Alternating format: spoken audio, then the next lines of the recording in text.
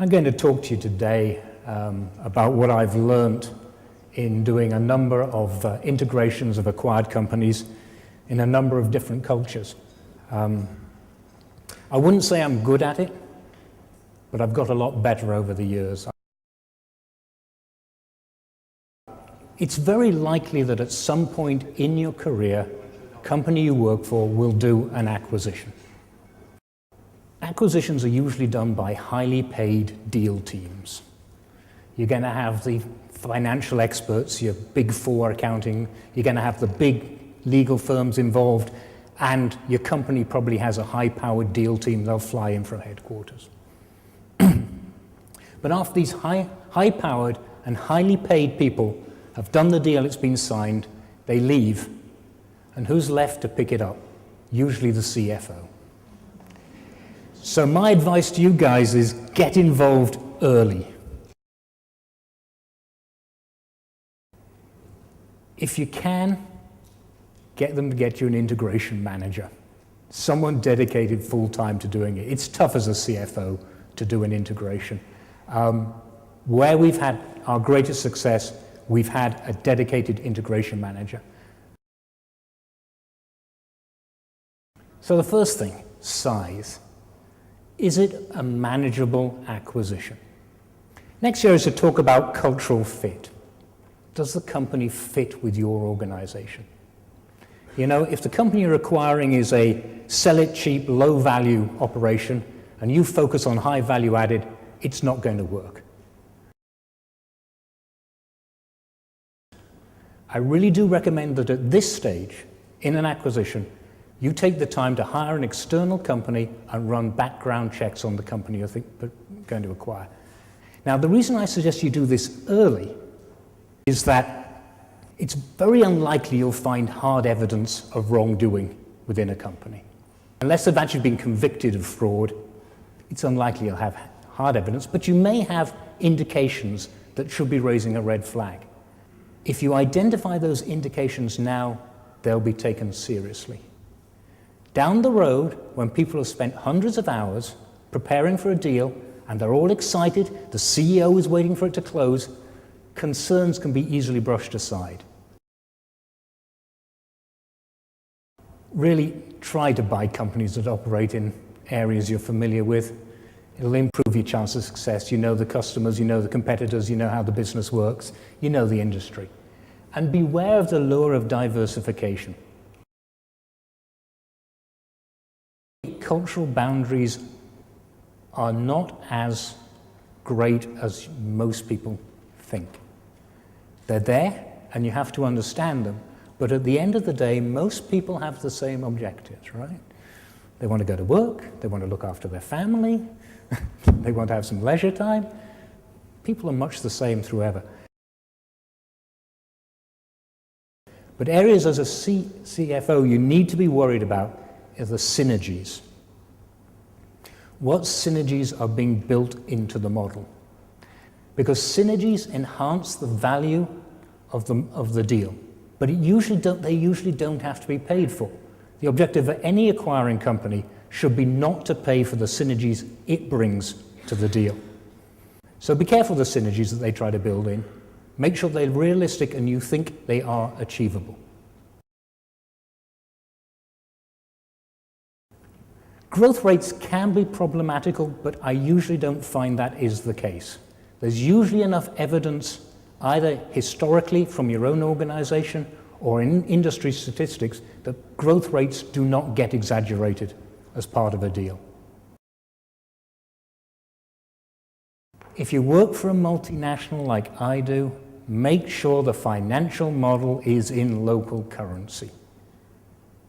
You do not want to spend the next 3 years explaining why the deal is not delivering what it said because the Japanese yen has weakened from 78 to 105. The deal team's ready to start spending money. Before they send in the external professionals, ask that you send your own financial team to look at the target acquisition company prior to that. Reason being is it can save you hundreds of thousands of dollars if the team goes in, looks at the books, finds some obviously glaring error and says stop. It is, however, no substitute for professional DD. But the real advantage of sending in your own team is that you start to understand how the target does its financial accounting. This gives you a great start in planning your integration strategy. You're going to need help from a lot of people. And my recommendation is you start your integration team, the people who are going to support you, and you start this process about 8 to 12 weeks prior to the anticipated close date. First of all, the anticipated close date will not be the actual close date. Deals never close on time. They're always late. Process I use, weekly meetings. It's very important, guys, that you minute these meetings and you set your action items. Develop a checklist. But a typical checklist for an acquisition usually has about 180 to 200 items on it. There is a lot of work, but fortunately it doesn't all have to be done at once. How you break it up is up to you, but basically I do it 8 weeks prior, 4 weeks prior, a week to go, close date, first 2 weeks after closing, first month after closing, 3 months after closing. Break it up. And enforce participation by the members of your integration team on the call. Your company is about to spend a significant amount of money, and it's important that this goes well, and it needs their participation. A little bit outside of the scope of the CFO, but do worry about this. The employees are the most important asset you will acquire in any company. You may be trying to buy a patent, you may be trying to buy a channel, but the truth is a company is the sum of the employees that work for them. So make sure that you start working with them as early as possible. Spend time to identify the key employees. Develop retention packages for them.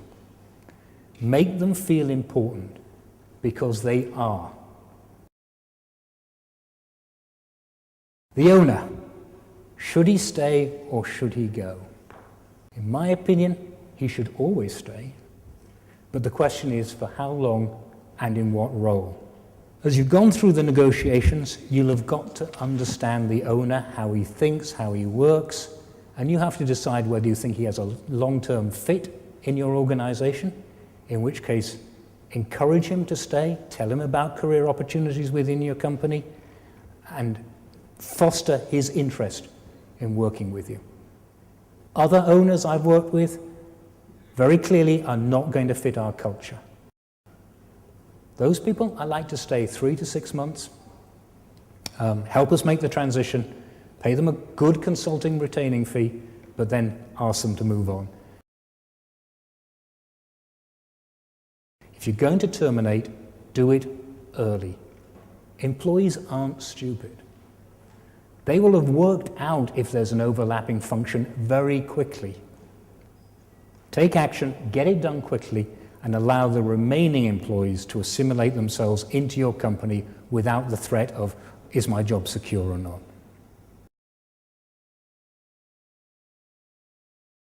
You own the company. What do you do next? Very simple. Keep it running. Don't try to do anything else in the first 3 to 4 weeks of running the business. Make sure the employees get paid. Make sure customers understand how to place orders. Make sure suppliers can deliver materials and get paid. Make sure production continues. The utility companies still provide you with electricity, water, whatever you need to keep production going. Important customers know how to pay you. And probably most important from a financial point of view, take control of the cash. Take control of the cash day one. I would recommend that when you acquire a company, you purchase all the working capital. Obviously, you're going to purchase the inventories, but I also recommend that you purchase or take on the liability for the payables, and you purchase the receivables. You do not want the previous owner upsetting your customers by chasing them for money. And you want to make sure your suppliers get paid so they don't stop supply. So take control of the working capital day one. I do have one exception to the just keep it running in the first 2 to 3 weeks, and that is safety. If there's anything obviously wrong with the safety culture or equipment of an acquired company, fix it and fix it quickly. People have accidents when they're distracted, and you don't want the excitement and the enjoyment and the fun of your acquisition being marred by an accident in those first couple of weeks. So my one exception to just keep it running, safety. In conclusion, ensure the expectations of the new company are realistic. Involve as many other functions as needed up until you don't want them there anymore. Look after the employees. They are your most important asset. Keep customers and suppliers informed. The theme of my presentation today is one of planning and communication.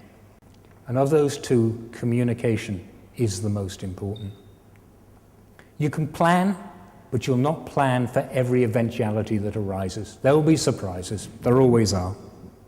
But you can plan your communication strategy. Some years ago, I was lucky enough to attend a presentation by John Cotter, and was and still is one of the leading gurus on change management. He said, 70% of change initiatives fail. And the reason they fail usually is due to lack of communication. And he also said that, in general, companies underestimate the need to communicate by about 10-fold. So communicate, communicate, communicate. Okay. Excellent, excellent as usual. Thank you so much.